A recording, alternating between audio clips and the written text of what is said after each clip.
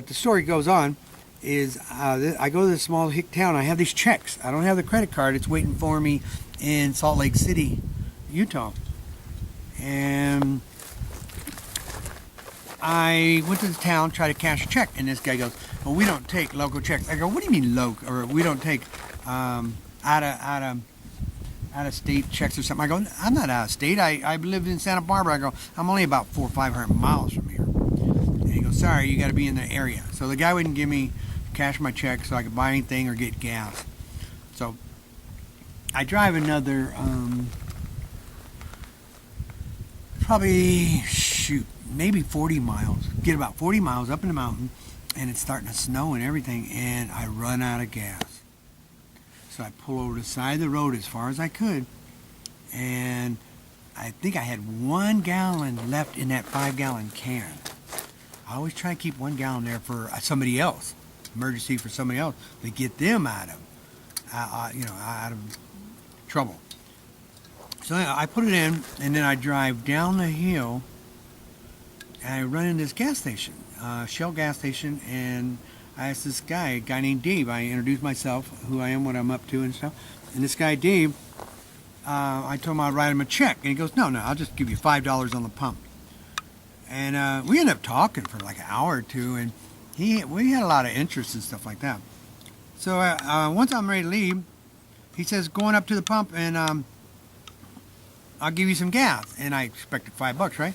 So I turn on the gas, and $5, $10, $15, and then $20, and I go, man, this is too much. So it stopped at 20, but that helped me out a lot. Probably gave me the gas could have been maybe $3.89 maybe. So that got me all the way down the hill and into Lake Tahoe, Nevada.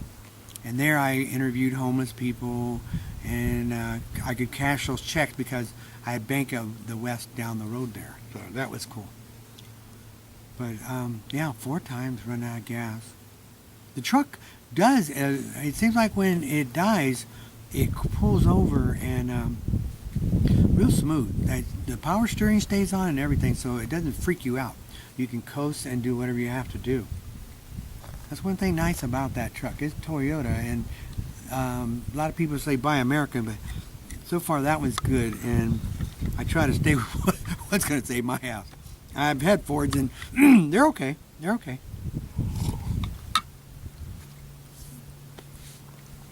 So let's see. All right, so that's at least 4 times I've run out of gas, and the low tire by the airport, and then the flat tire falling apart. That was it. And then I think I had the right tire of the trailer go flat. And I pulled that off and I put it on top of my trailer, and I still haven't fixed it yet. That was in Las Vegas too. Las Vegas is a very bad place. I don't know if it's the Sin City, the evil spirits. There's everything in the world goes on there. I mean, you go to Las Vegas, it's like you want to be a drug addict, a pervert, an alcoholic, into prostitution, into killings. There's bodies buried all over outside of Las Vegas, I'm sure. It's just an evil, evil place. And all that gambling, and so many people go there to have fun, but what is fun? You know, I went there and went to all the casinos, tried to get everything free I could, try to fill up my gas tank, and get the hell out of there, because there's just nothing but bad things there. You know, people living on the streets, and just a really bad place. I don't know how anybody can live there. They have to be a real bad sinner or no morals. But I've heard a lot of those casino guys, they make the money. They don't gamble. They just open up a casino, let every sucker in town come there and lose their money, and then they move off out of state or somewhere else in the distance, way in the distance, and they buy themselves a multi-million-dollar house. So that tire And the right tire that the guy put the air in, that's still doing good. So I got a good tire up on top I fixed. So that's a spare tire. So 4 times out of gas and at least 3 flat tires now. But that wasn't even the whole idea of this tape.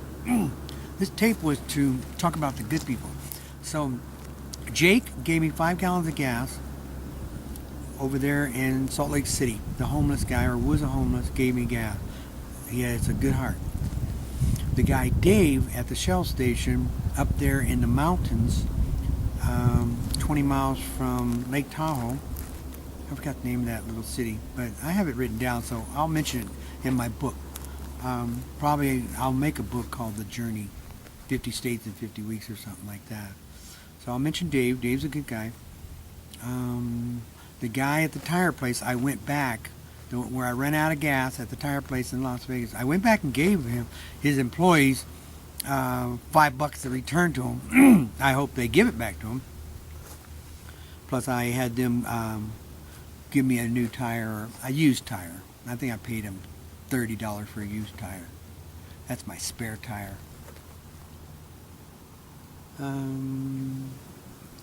There are some good people out here in the world.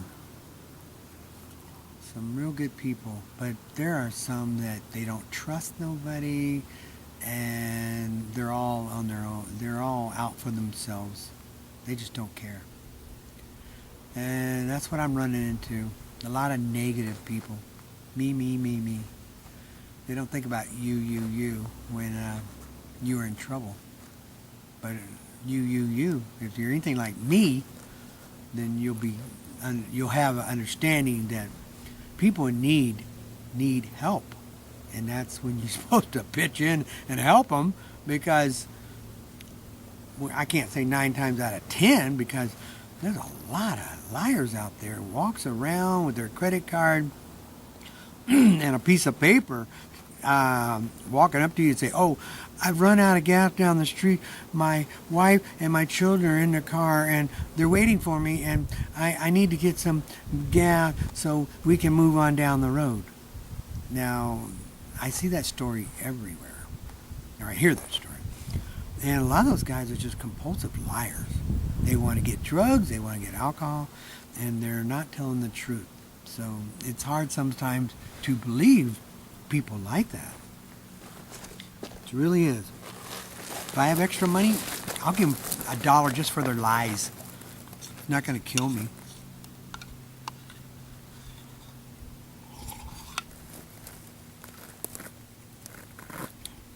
But mainly, I'm making this tape just in case something happens to me. I want people to know, at least I'm here to try. Try to make this journey, try to make a world difference.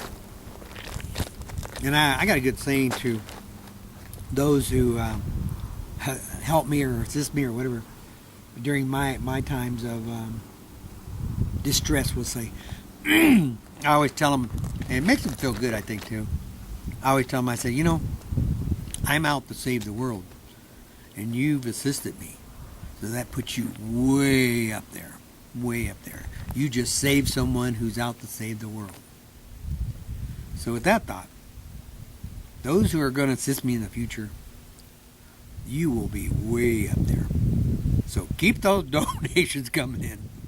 And for those who are out there to save my butt again, through the next 44 states, before I get to Texas, that'll be 7 states. But the next 44 states, I hope you got an angel with you, because this journey is getting to be very treacherous.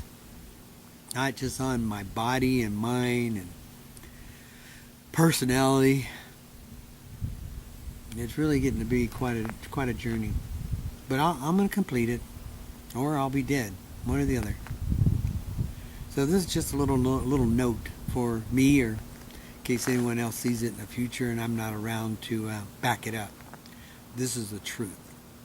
And I hope you enjoyed the view here at Glen Canyon Dam on December 20th, 2011.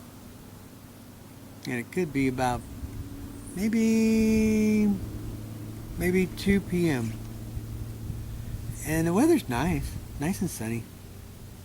So I'm going to finish my coffee and reheat up my coffee and finish my oatmeal and work on my truck. I need to clean everything out and find exactly what I need here to try to pawn at the pawn shops, try to give away, and try to save for myself for writings or anything else I need for the future journey. So, I hope all you guys, I'd say Happy Merry Christmas. I already done that, I think, on one video on YouTube, Facebook, Netlog, MySpace. So I'm wishing everybody a Merry Christmas again.